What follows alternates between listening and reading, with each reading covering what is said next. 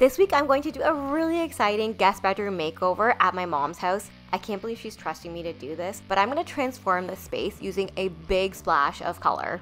Here's the inspiration for the room along with the blue paint that I'll be using. I'm going to add a ton of character into this room with molding. The easiest way to update a bedroom is to add a coat of paint. If you're looking for the color trends this year, try Blue Nova by Benjamin Moore, which is the color I'm going to use in this room. Hi, I'm Hannah. I'm a self-taught DIYer, and I'm here to teach you how to use power tools and create a beautiful home on a budget, plus lots of small home organization tips. Hey guys, so I'm in my next project and this is a guest bedroom at my mom's house, and it is just like a space that needs the Hannah's Happy Home touch. There is so much potential in this room. I think that it's just not being maximized because we've got this beautiful arch window and you can't really even tell, so we definitely need to move the curtain up. We've also got this vaulted ceiling, just beautiful. And then I'm gonna flip the bed. So right now the bed's on this short wall. I'm gonna move it over to this long wall and do a beautiful feature wall and take that all around the bedroom. Let's get started. The very first thing I need to do is create that accent wall. Now, there's actually a lot of memories associated with these wall plates. My dad passed away last year and he used to love to collect these wall plates. And as I empty out this room, I just have to remind myself that I'm not getting rid of my dad's memories, it's just stuff.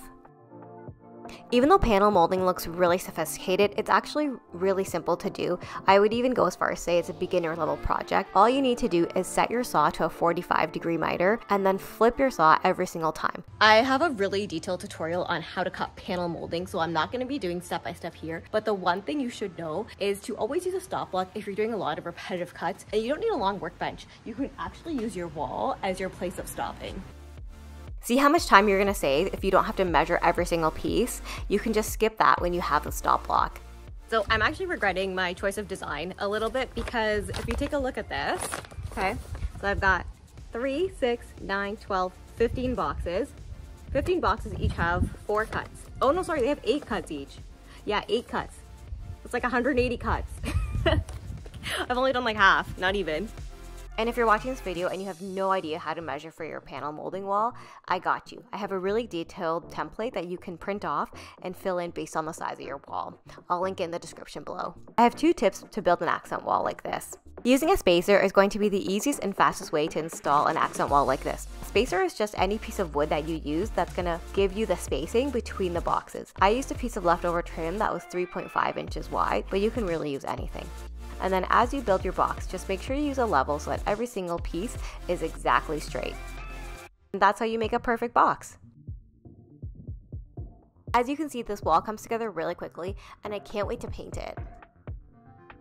My second tip is to use a pin nailer. A pin nailer is the perfect little nail gun because it has really small nails, so you don't even have to patch the holes after. Although some people hate caulking, I actually think that it's one of my favorite parts of the project. It's where you get that really professional touch, so I never skip this step. This accent wall took me about 2 days to complete, but it's going to transform this room. Next up is paint, and here comes the beauty of the paint because I'm using Benjamin Moore's 2024 color of the year, Blue Nova. It is such a stunning color. It's this really rich blue with these intriguing blends of purple, but it doesn't actually look purple. I paired Blue Nova with White Dove OC17 to really make this blue paint pop, and I just think that this really freshens up the room. Once we got the walls painted, I knew I had to paint the baseboards. Now it's a little bit tricky to paint baseboards when there's a rug tucked under it, but let me show you how. Okay, so we're gonna take this kind of knife. So this is like a 12-inch, it's called a drywall taping knife, okay? So the great thing about it is it has this like straight edge. And so what you wanna do is you wanna place it right under where your carpet and trim meet. And that's how you want it to be when you actually paint. Now every time you paint, just make sure that that knife is tucked underneath the trim, and then we're gonna wipe off the knife every time. My parents have this really beautiful arch window, but it's pretty much hidden because of the way they've hung the drapes. And then they've also got this kind of poster print that's over the arch, and I think that was just to block out additional light. So I'm gonna take that down and we wanna redesign this so it's actually a feature in the room. Let there be light! I'm so excited to let this light in and open up this archway.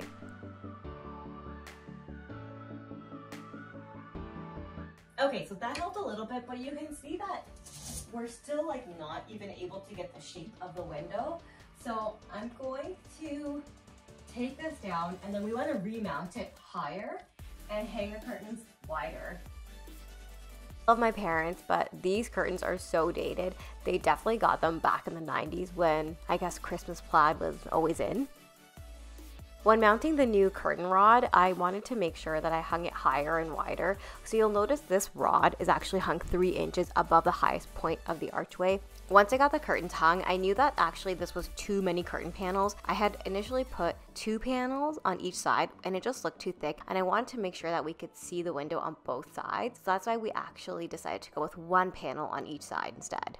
A simple way to bring continuity into your space is to bring the color all around the perimeter of the room. So that's why I added this wainscoting that I actually painted before I installed it, because it would have been really hard to paint it once it's on the wall and avoiding getting that blue paint onto the top half where it's white.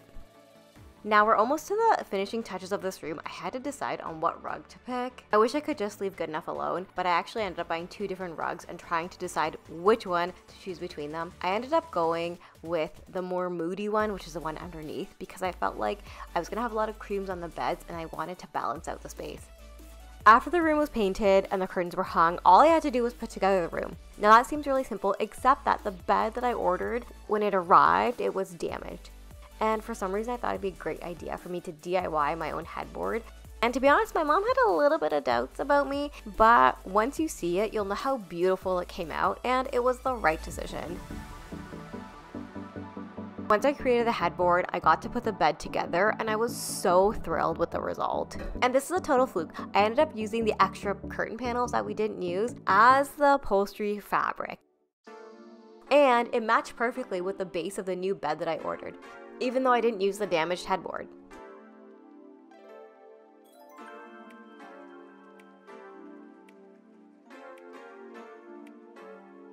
This room is almost done and I'm exhausted, but I'm ready to show you the reveal. When I started off this bedroom, I just had a blank slate. This 90s bedroom really needed an update, and we added a big splash of color with Benjamin Moore's Color of the Year Blue Nova. I really think this color is so beautiful with all the blues and purples. Because this blue is such a bold color, I didn't want to add a lot more color into this room, so I kept the bedding very neutral with this quilt and all of these really nice textured pillows. To make the room really come together, I used wooden nightstands, as we didn't really have a lot of natural textures in this room, and I added this faux olive tree as well. It's so beautiful, and I love the height that it adds, so it draws your eyes upwards towards the vaulted ceiling.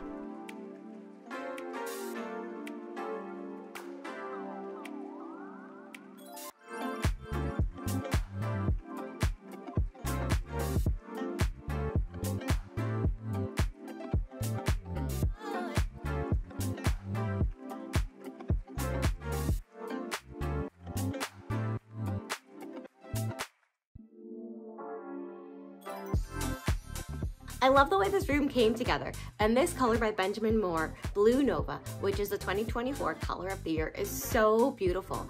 I think the way I took it all the way around the room is so stunning, and this accent wall is just like such a beautiful feature.